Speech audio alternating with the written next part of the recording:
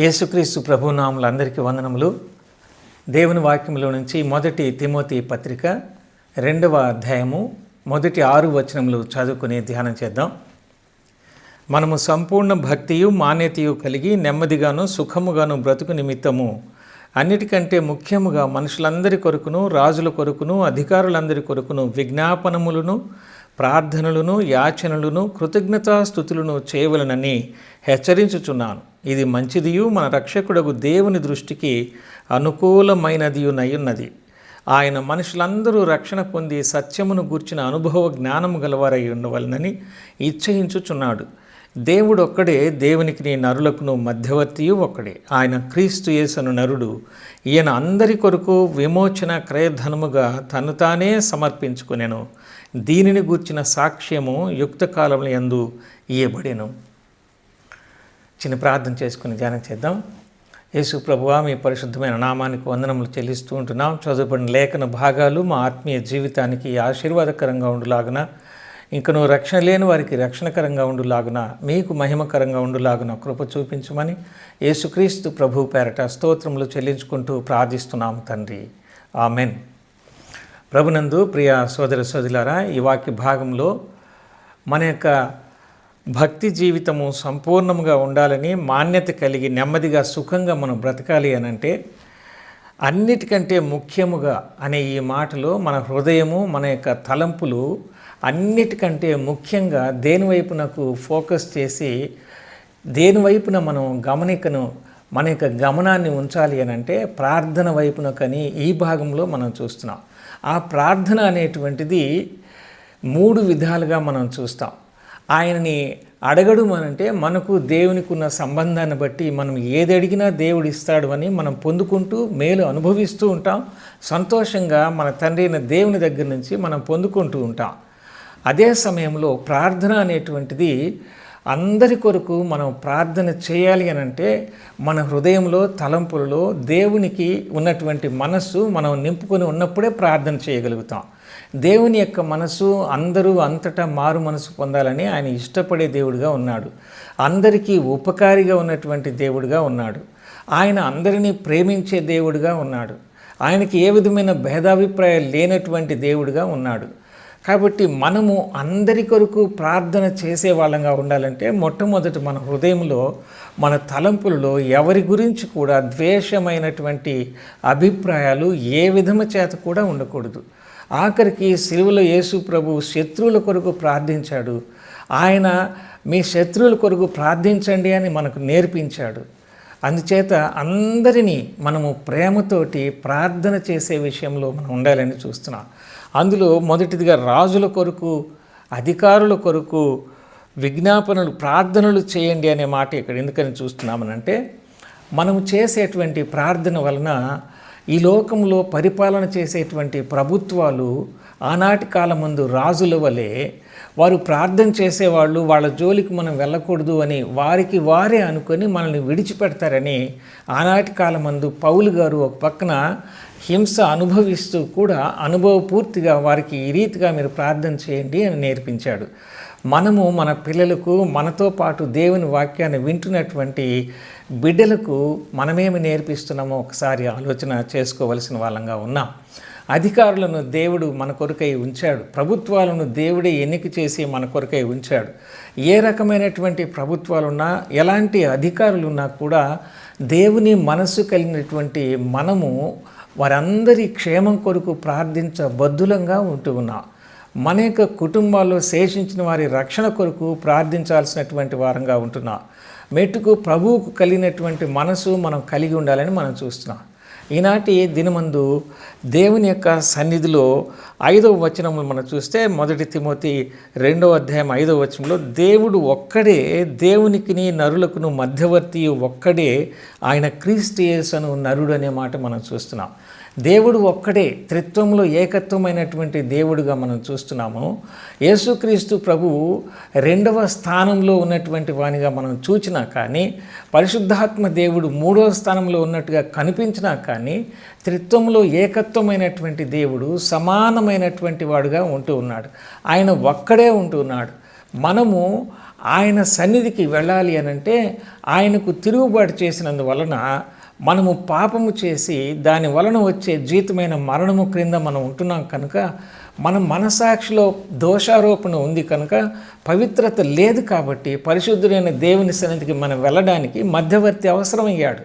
ఆ మధ్యవర్తి ఎలాగనే ఉండాలంటే పరిశుద్ధుడుగా ఉండాలి, పరిశుద్ధమైన స్థలం నుంచి వచ్చినవాడుగా ఉండాలి, మన వంటి ఆకారం ధరించుకున్నవాడుగా ఉండాలి, పరిశుద్ధమైనటువంటి జన్మ, ఆయన పరిశుద్ధమైనటువంటి జీవితం కలిగి పరిశుద్ధమైన రక్తాన్ని మన కొరకే సిలువలో అప్పగించాల్సినటువంటి వాడుగా ఉన్నాడు.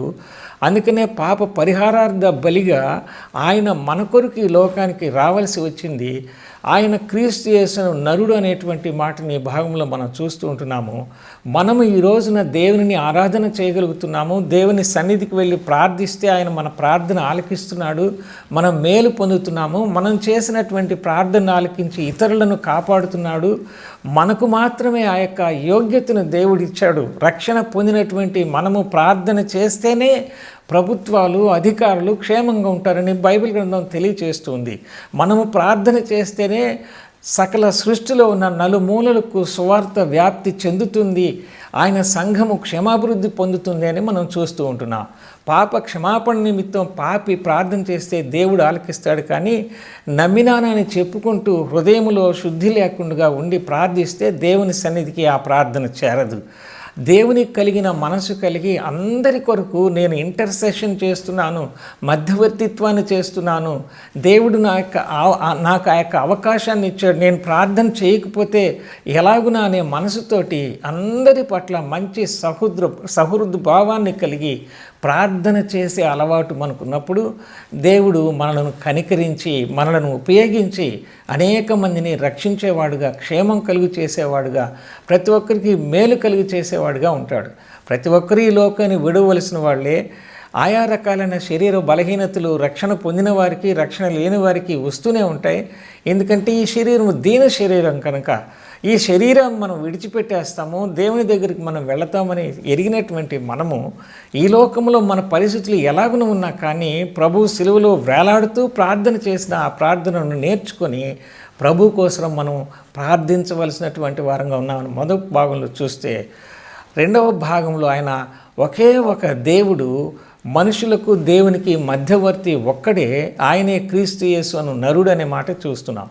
దేవుని ఉన్నతమైనటువంటి స్థలములో దైవత్వాన్ని కలిగినటువంటి వాడుగా ఉంటూ ఎవరూ సమీపించలేని తేజస్సు కలిగినటువంటి ఆ స్థలములో ఉన్నటువంటి ప్రభువు మన కొరకై కన్యమరియ గర్భములో ఆయన ఉద్భవించి అతి బీదవాడుగా ఈ లోకంలో జీవించి సామాన్యమైనటువంటి జీవితాన్ని సుమారు 33.5 సంవత్సరాలు ఆయన జీవించి చివరి 3.5 సంవత్సరాల్లో పరిచర్య ధర్మాన్ని జరిగించి మన కొరకు సిలువలో బలైపోయి సమాధి చేయబడి తిరిగి లేచినటువంటి దేవునిగా మనం చూస్తున్నాం. కానీ ఆయనను గురించినటువంటి విషయాలు మనం చూస్తే ఆయన ఈ నేటికి కూడా తండ్రి అయిన దేవుని యొక్క కుడిపార్శ్వమందు ఆయన కూర్చొని మన కొరకు విజ్ఞాపన చేస్తున్నటువంటి వాడుగా మనుష్య కుమారుడు అనేటువంటి పేరుతోటి, అదే నరుడు అనేటువంటి పేరుతోటి మన కొరకు ఆయన మధ్యవర్తిత్వాన్ని చేస్తున్నాడు. ఆయన మనుషులందరిలో అన్ని నామముల కంటే ఉన్నతమైనటువంటి నామానికి హెచ్చించబడినటువంటి దేవుడిగా ఉంటూ ఉన్నాడు. ఆయన మన వంటి దేహాన్ని అమర్చుకున్నాడు, కానీ మనిషి కుమారుడుగా పిలువబడ్డాడు, కానీ దేవుని కుమారుడుగా పిలువబడ్డాడు. కానీ ఆయన చనిపోయి తిరిగి పునరుద్ధానుడైనందువలన ఆయన మహిమపరచబడినటువంటి వాడుగా, పునరుద్ధాన శక్తిని పొందినటువంటి వాడుగా, మనము కూడా పునరుద్ధానం పొందుతామని తెలియచేసినటువంటి దేవుడిగా ఒక ప్రత్యేకతను మనం చూస్తున్నాం. కానీ అయితే ఆయన మన కొరకు రావడానికి ఎలాగ తగ్గించుకొని నరుడుగా వచ్చాడో ఈ నేటికి కూడా అదే పేరుతో ఆయన పిలువబడుతున్నాడు. క్రీస్తు యేసును నరుడు అనేటువంటి మాట మనం చూస్తూ ఉంటున్నాం. లూకాసు వార్తలో 18వ అధ్యాయము 9వ వచనం 9వ వచనం నుంచి 14వ వచనం వరకు చూస్తే ఒక పరిసయుడు మనకు కనబడతాడు, అలాగనే సుంకరి కనబడతారు. దేవుడు వాళ్ళ మార్గాల్ని వాళ్ళే ఎంచుకున్నారు, కానీ దేవుడు సుంకరి ప్రార్థనని ఆలకించినట్టుగా మనం చూస్తున్నాం. మన మనస్సును బట్టి మనం ఏర్పాటు చేసుకున్న ఆరాధన క్రమమైన, ప్రార్థన క్రమమైన దేవునికి అంగీకార యోగ్యంగా ఉందా లేదా అనేది మనం గమనించుకోవడానికి దేవుడు మనకు మంచి మనస్సాక్షిని, దేవుని వాక్యాన్ని మనకు అనుగ్రహించాడు. కాబట్టి దేవుని యొక్క సన్నిధిలో మనం ఏ మనసుతోటి ప్రార్థిస్తున్నామో అనేది మనం చూడాలి. లేవీకాండంలో 10వ అధ్యాయంలో మొదటి 3 వచనంలో నాదాబు, అబీహు అనేటువంటి అహరోను కుమారులు ఉన్నారు. ఆ ఇద్దరు కుమారులు దేవుని సన్నిధిలో వారు ఆ యొక్క ధూప ద్రవ్యాలకి వాళ్ళ మనసులో ఉన్నటువంటి వాళ్ళ పద్ధతి ప్రకారంగా అగ్ని తీసుకొచ్చి దానికి ముట్టించి ఆ యొక్క ధూపాన్ని దేవునికి వారు సమర్పించినట్టుగా మనం చూస్తున్నాం. పాత నిబంధనలో దేవుడైన యెహోవా ఆయనే ఆకాశం నుంచి అగ్ని కురిపించేటువంటి వానిగా మనం చూస్తున్నాం. ఇదే ఇద్దరు నాదాబు, అబీహులు, అహరోనులు మోషే ధర్మశాస్త్రాన్ని తీసుకుని ఆ సీనాయి పర్వతం గారికి 70 మంది పెద్దలతో కలిసి వెళ్ళినటువంటి వాళ్ళుగా మనం చూస్తున్నాం. ఫస్ట్ విట్నెస్ వీళ్ళు. దేవుని యొక్క ధర్మశాస్త్ర పద్ధతి ఎలాగునుంటుంది, దేవుని అర్పణలు ఎలాగున ఉంటాయి, ఆ పర్వతం మీద వచ్చినటువంటి ఆ వెలుగు, ఆ యొక్క మంట, ఆ యొక్క పొగ, ఇవన్నీ కూడా ప్రత్యక్షంగా వాళ్ళు చూచారు, దేవుని స్వరాన్ని విన్నారు. అవన్నీ తెలిసినా కానీ వాళ్ళ పద్ధతి ప్రకారంగా నిప్పంటే ఏదైనా అది నిప్పేలనే భావంతో వాళ్ళు సాహసించి ఆ రీతిగా వారు బలులు అర్పించడానికి ముందుకొచ్చినప్పుడు వాళ్ళిద్దరు కూడా చనిపోయినట్టుగా మనము చూస్తూ ఉంటున్నాం. కాబట్టి మనం ఏర్పాటు చేసుకునేటువంటి మార్గంలో మనం ప్రార్థన చేసినా, మనం ఏర్పాటు చేసుకునే రీతిలో ఆయనను ఆరాధన చేసినా ఆయనకి అంగీకార యోగ్యం కాదు. కేవలము క్రీస్తు యేసు నరుని ద్వారా మాత్రమే మనము ఆ పరిశుద్ధమైన ఆత్మను కలిగినటువంటి వాళ్ళముగా ఆయన కృపాసనం ఎదుటకు ధైర్యంగా రాగలుగుతూ ఉంటున్నాం. అదే మనము కూడా నాదాబు, అబీహుల్లాగా మన మనసును బట్టి, మన కోరికను బట్టి, మన ఏర్పాటు చేసుకున్నటువంటి మార్గంలో కనుక మనం వెళితే పాత నిబంధన పద్ధతి ప్రకారంగా కూడా మనం ఎవరం కూడా మిగిలే వాళ్ళంగా ఉండం. కానీ మనిషి కుమారుడిగా ఈ లోకానికి వచ్చి ఒకే ఒక మధ్యవర్తిత్వాన్ని జరిగించి ఆయన మన కొరకు ప్రధాన యాజకుడిగా నిరంతరము జీవిస్తూ ఒకే బలిగా అర్పగించుకున్న వలన ఈ రోజున మనము ఆయన కృపాసనం ఎదుటకు ధైర్యంగా వెళ్ళగలుగుతున్నాం. మనం స్వతహాగా వెళ్ళి ఆయన ఆరాధన చేయడానికి మనకు అర్హత లేదు. పాపాత్ములమైనటువంటి మనము ఆయన రక్తము ద్వారా విమోచించబడి ఆయన శరీరం అనే తెర ద్వారా మాత్రమే మనం వెళ్ళగలుగుతుంటున్నాం. ఆయన మధ్యవర్తిత్వాన్ని మనము ఎప్పుడు కూడా మర్చిపోయేటువంటి వాళ్ళంగా మనం ఉండకూడదు. సామెతల గ్రంథంలో 14వ అధ్యాయం 12వ వచనంలో మనం చూస్తే ఒకని ఎదుట సరైన మార్గంగా ఉంది కానీ అది చివరికి మరణానికి నడిపిస్తుంది అని మనం చూస్తున్నాం. మనకు ఆలోచనలో ఉన్నటువంటి పద్ధతిని అవలంబిస్తే అది నష్టం చేస్తుంది. కానీ దేవుని వాక్యాన్ని, పద్ధతిని బట్టి మనం నడుచుకుంటే అది మనకు జీవము, మనకు వెలిగిస్తుంది. మన యొక్క దీపము వలె అది మన త్రోవకు వెలిగించేదిగా ఉంటుందని మనం గమనించగలుగుతూ ఉంటున్నాం. మార్కు సువార్త 16వ అధ్యాయంలో 12వ వచనంలో అలాగే 14వ వచనంలో కూడా యేసుక్రీస్తు ప్రభు పునరుద్ధానుడైన తర్వాత ఆయన అనేక సార్లు అదే శరీరాకారంతో శిష్యులకు దర్శనమిచ్చినట్టుగా మనం చూస్తూ ఉంటున్నాం. ఒక సందర్భంలో లూకా సువార్త 24వ అధ్యాయం 39వ వచనంలో 51వ వచనంలో కూడా ఆయన మీరు భూతమని భయపడుతున్నారు, మీరు అనుకున్న భూతానికి ఎముకలు మాంసము ఉండవు, వచ్చి చూడండి అని చెప్పాడు. తోమాకు నా యొక్క గాయాలలో, నా యొక్క చేతులలో, మీ గాయాలలో వ్రేలు పెట్టి చూచి నమ్మమని చెప్పినట్టుగా మనం చూస్తుంటున్నాం. కాబట్టి యేసుక్రీస్తు ప్రభు పునరుద్ధానుడైన తర్వాత కూడా అదే ఆకారంతో ఆయన మనుష్య కుమారుడుగా ఉన్నాడనే సత్యాన్ని మనం గమనిస్తూ ఉంటున్నాం. ఆ తర్వాత ప్రకటన గ్రంథంలో 21వ అధ్యాయం 3వ వచనంలో చూస్తే ఆయన రాకడ సమయంలో కూడా మనుష్యులతో కాపురం ఉండేందుకు యోగ్యమైనటువంటి రీతిలో కనిపించేటువంటి వాడుగా మనం చూస్తాం. ప్రకటన గ్రంథం 10వ అధ్యాయంలో మనం చూస్తే ఆ ప్రభువుని గురించినటువంటి వివరాలను ఇంకా స్పష్టంగా మనం చూడగలుగుతూ ఉంటున్నాం. అంతేకాదు దేవదూతులు పరలోకంలో ప్రభువు దగ్గరికి వెళ్ళినటువంటి భక్తులను చూచి ఆ 2వ రాకడలు ఎత్తబడిన అంతమందిని చూచి యేసుక్రీస్తు ప్రభు యొక్క రూపంలో మనం ఉన్నప్పుడు వాళ్ళు ఆశ్చర్యపోతారనేటువంటి వాక్యం కూడా మనం గమనిస్తున్నాం. అపోస్తలుడైన పౌలు గారికి జరిగిన ఆ ప్రత్యేకమైనటువంటి దర్శనాన్ని చూచినటువంటి పౌలు గారు మనం ఏమైందుమో ఎరుగము కానీ మనము ఆయనను పోలి ఉందుమని, ప్రభువుని పోలి ఉంటాము అనేటువంటి సత్యాన్ని బైబిల్ గ్రంథము తెలియచేస్తుంది. అంటే ఆయన ఈ లోకానికి ఎలాగైతే మనుష్య కుమారుడుగా వచ్చాడో అదే ఆకారంలో మనము చూడడానికి, గుర్తుపట్టడానికి ఆయన ఉంటాడు అనేటువంటి సత్యాన్ని ఈ వాక్య భాగాల్లో మనము గమనించగలుగుతూ ఉంటున్నాం. అలాగే లూకాసు వార్త 18వ అధ్యాయం 19వ వచనంలో కూడా అదే రీతిగా మనము గమనిస్తాం. ఆయన మనుష్య కుమారుడుగా ఉన్నట్టుగా మనం గమనించగలుగుతూ ఉంటున్నాం. అపోస్తల కార్యం గ్రంథంలో 7వ అధ్యాయం 56వ వచనంలో స్టెఫనును రాళ్లతో కొట్టి చంపుతున్నటువంటి ఆ సమయంలో స్టెఫను మనుష్య కుమారుడు సింహాసనం మీద నుంచి లేచి నిలబడి ఉండడాన్ని నేను చూస్తున్నాను అని తెలియచేశాడు అని అంటే, అదే మనుష్య కుమారుడు ఆకారంలో సింహాసనాన్ని ఆయన కూర్చున్నటువంటి ఆసీనుడైనటువంటి ఆయన తన భక్తుని ఆహ్వానించడానికి లేచి నిలబడి ఉండడాన్ని స్టెఫను చూచాడు అని అంటే, ఆయన ఒకసారి తగ్గించుకున్నటువంటి ఆయన దైవత్వంతో సంపూర్ణమైనటువంటి వాడుగా ఉన్నాడు. కానీ అదే సమయంలో ఆయన నేడు కూడా అదే మనుష్య కుమారుడు అని పిలువబడుతున్నటువంటి దేవుని వాక్యంలో మనం చూస్తాం. హెబ్రీ పత్రికలో 7వ అధ్యాయం 24వ వచనం నుంచి 28 వరకు కూడా ఈయన నిరంతరము జీవిస్తూ ఉన్నటువంటి వాడుగా ఉన్నాడు కనుక మనకు సరిపోయినటువంటి వాడు అనే మాటలు ఆయన గురించి వ్రాయబడ్డాయి. యేసుక్రీస్తు ప్రభు సంపూర్ణమైన మనుష్య కుమారుడుగా ఉన్నాడు, అదే సమయంలో సంపూర్ణమైనటువంటి దేవుడుగా ఉన్నాడు. ఆయన మనలను రక్షించడానికి ఆయన మన వంటి ఆకారమును ధరించుకొని లోకానికి వచ్చాడు. ఆయన ఒక్కడే మనుషులను దేవునికి పరిచయం చేయగలిగిన యోగ్యమైనటువంటి క్రీస్తు యేసు అనే నరుడుగా పిలువబడుతూ ఉంటున్నాడు. ఆయన తన యొక్క స్థితిని తగ్గించుకొని ఎలాగైతే వచ్చాడో ఈ నేటికి కూడా మనలను తన సన్నిధికి, దేవుని యొక్క సన్నిధికి మనం వెళ్ళడానికి కారకుడుగా ఉన్నాడు. ఒకప్పుడు రాకడలో కూడా మీరు ఎలాగనైతే చూస్తూ ఉన్నారో అలాగనే ఆయన తిరిగి దిగి వస్తాడు, మేఘారూఢుడే వస్తాడని దేవదూతల ద్వారా ప్రకటించబడ్డాడు.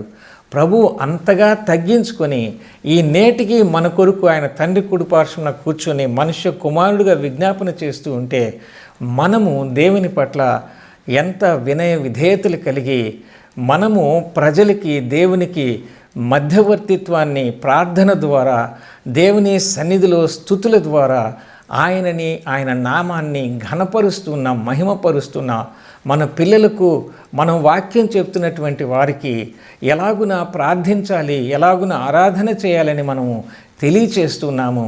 మన వరకు మనము హృదయంలో ఎలాంటి మనస్తత్వం కలిగి అందరి పట్ల ప్రార్థన జీవితాన్ని కలిగి దేవునికి ఆరాధన చేస్తున్నాము అనేటువంటి చిన్న తలంపులు మనం ఒకసారి జ్ఞాపకం చేసుకుని ఏమైనా సరిచేసుకోవాల్సినవి ఉంటే అవి సరిచేసుకొని మనము ముందుకు వెళ్ళినప్పుడు ప్రభువును మహిమపరిచిన వాళ్ళం అవుతాం. మన మనస్సులో కూడా నెమ్మదిని పొందినటువంటి వాళ్ళు ఉంటాం. క్షణభంగురమైనటువంటి ఈ లోకంలో, ఈ జీవితంలో దేవుని కొరకు నమ్మకమైనటువంటి బిడ్డలంగా జీవించడానికి ఈ చిన్న ధ్యానము సహాయం చేయనుగాక. చిన్న ప్రార్థన చేసుకుందాం. ప్రేమ కలిగిన మా ప్రియ పరలోకపు తండ్రి, ఇచ్చిన దివ్యమైనటువంటి మీ మాటల కొరకై మీ స్తోత్రాలు చెల్లిస్తున్నాం. ప్రతి ఒక్కరి రక్షణ కొరకు వారు ఎలాంటి వారైనా నాయన, మాకు అనుకూలంగా ఉన్నా అనుకూలంగా లేకపోయినా, మమ్మల్ని హింసించేవారైనా మమ్మల్ని ప్రేమించేవారైనా, ఎవరైనా ఎక్కడ ఉన్నవారైనా వారందరి పట్ల మంచి మనసు కలిగి మీరు ఎలాగున మధ్యవర్తిత్వాన్ని జరిగించారో మేము కూడా అలాగనే నాయన మీ కొరకు అందరి కొరకు ప్రార్థించేటువంటి మంచి మనస్సు కలిగిన వాళ్ళముగా, మీ సువార్తను అందరికీ ప్రకటించేటువంటి హృదయం కలిగినటువంటి వారంగా ఉండే భాగ్యం దయచేయమని, దాని ద్వారా మాకు ఆశీర్వాదములు, మా హృదయానికి నెమ్మదిని కలుగు చేయమని లోకములో ఉన్నటువంటి ప్రతి ఒక్కరి రక్షణ కొరకు ప్రార్థిస్తూ ఈ సమయంలో రక్షణ పొందినటువంటి బిడ్డలకు ఆత్మీయంగా క్షేమాభివృద్ధిని కలుగు చేసి లోతైనటువంటి ఆత్మీయ సత్యములలోనికి నాయన మమ్మల్ని నడిపింప చేసుకొని మీరు అక్కడలో ఎత్తబడేటువంటి బిడ్డలంగా ఉండగలుగుటకు మీ దగ్గర బడా నమ్మకమైన మంచి దాసుడు అనిపించుకునే యోగ్యతను మాకు అనుగ్రహించమని యేసుక్రీస్తు ప్రభు పేరట స్తోత్రములు చెల్లించుకుంటూ ప్రార్థిస్తున్నాము తండ్రి. ఆమెన్. అందరికీ వందనాలండి. Thank you very much.